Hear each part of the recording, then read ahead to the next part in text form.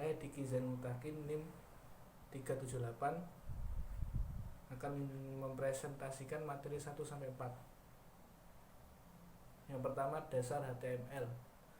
Pengantar HTML, Hypertext Markup Language. HTML adalah suatu metode untuk mengimplementasikan konsep hypertext dalam suatu naskah atau dokumen. Namun HTML bukanlah sebuah bahasa pemrograman, melainkan adalah sebuah standar yang digunakan secara luas untuk menampilkan halaman web. HTML saat ini merupakan standar internet yang didefinisikan dan dikendalikan menggunakan penggunanya oleh World Wide Web Construction W3C. Setiap terjadi perkembangan suatu versi HTML, maka mau tak mau browser pun harus memperbaiki diri agar bisa mendukung kode-kode HTML yang baru tersebut.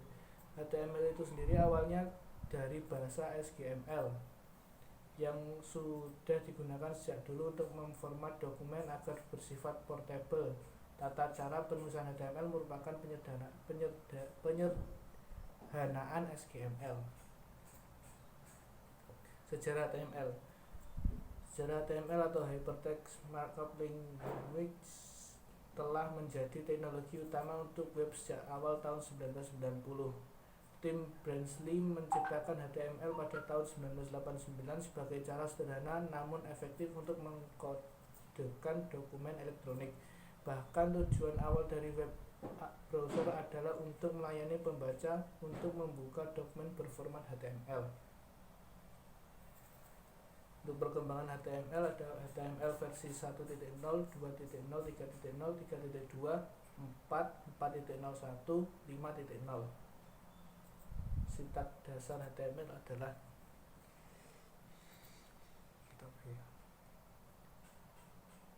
tag dan properti HTML. Yang pertama, definisi tag anchor digunakan untuk membuat link ke dokumen lain menggunakan atribut href dan juga untuk membuat bookmark dokumen menggunakan atribut name. Yang selanjutnya, atribut B digunakan untuk mencetak tebal suatu teks. Yang selanjutnya, atribut B tag BR digunakan untuk menyisipkan sebuah baris. Contohnya mengganti baris dalam paragraf. Yang selanjutnya, center digunakan untuk menampilkan teks di tengah halaman. Jadi teksnya ditengahkan. Yang selanjutnya adalah body digunakan untuk mendefinisikan badan HTML yang di dalamnya merupakan tempat untuk meletakkan elemen-elemen HTML lainnya seperti gambar, teks, tabel, form, dan lain-lainnya. Biasanya body terletak di tengah-tengah yang menghubungkan antara atas dan bawah yang mencakup. Selanjutnya, div digunakan untuk mendefinisikan bagian dari sebuah halaman web. Seringkali digunakan untuk mengelompokkan elemen-elemen HTML dengan format style tertentu.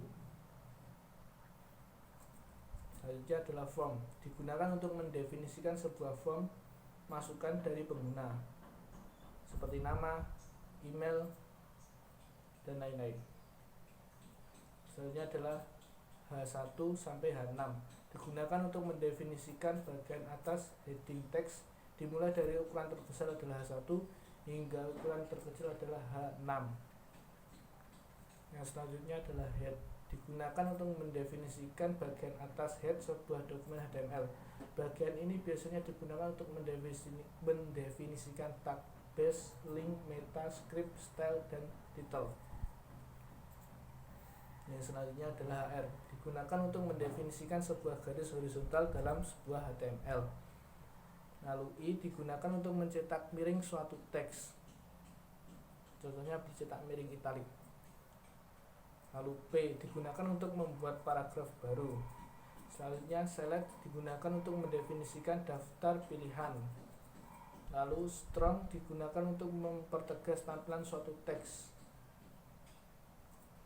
Lalu selanjutnya adalah style digunakan untuk mendefinisikan informasi style pada dokumen HTML.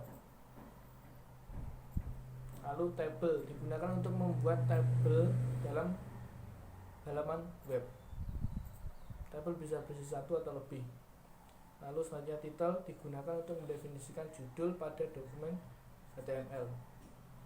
Lalu U digunakan untuk menambahkan garis bawah satu teks. Lalu UL digunakan untuk membuat daftar yang tidak berurutan. Unordered list menggunakan simbol bullets. Atribut-atribut yang biasa digunakan di HTML. Yang pertama adalah title.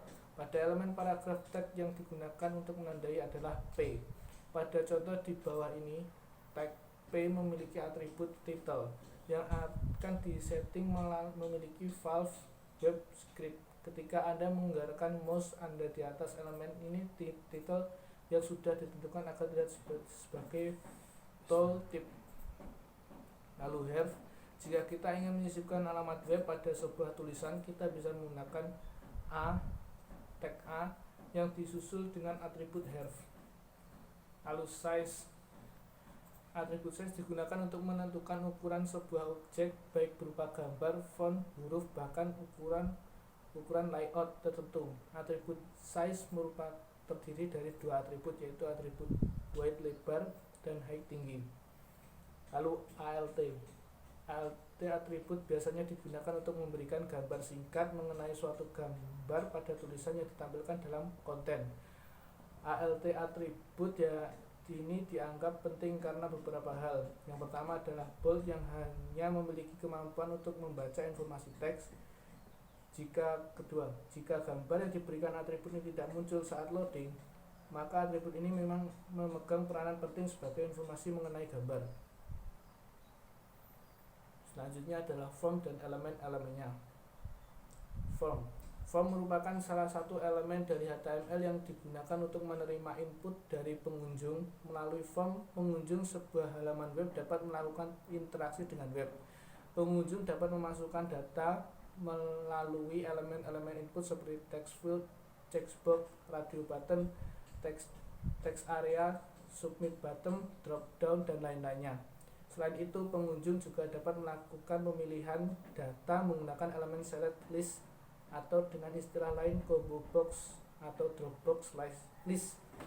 Form membuat sebuah halaman web menjadi web interaktif dan dinamis, karena form merupakan satu-satunya sarana bagi pengembang website untuk mendapatkan informasi dari pengguna. Elemen-elemennya adalah satu text field. Elemen yang digunakan untuk memasukkan teks dalam satu baris lebar. Karakter defaultnya adalah 20 karakter.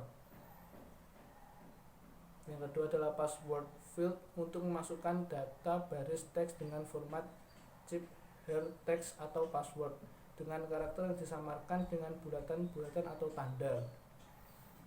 Yang ketiga radio button digunakan agar dapat memilih salah satu pilihan, contoh jenis kelamin, laki-laki atau perempuan. Yang keempat, text area digunakan sebagai input control form untuk memasukkan teks lebih dari satu baris. Elemen ini mempunyai atribut yaitu name, calls, dan rows. Yang kelima adalah checkbox. Checkbox digunakan untuk dapat memilih lebih dari satu pilihan. Yang keenam adalah select list, digunakan untuk menampilkan daftar pilihan dalam bentuk dropbox list. Yang ketujuh, submit button digunakan untuk mengirim data dari halaman web ke server.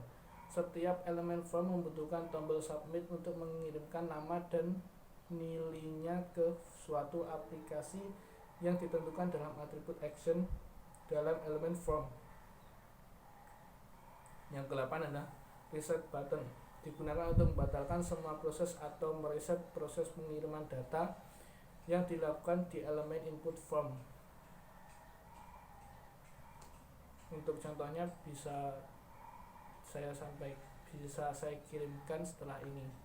Sekian, assalamualaikum warahmatullahi wabarakatuh.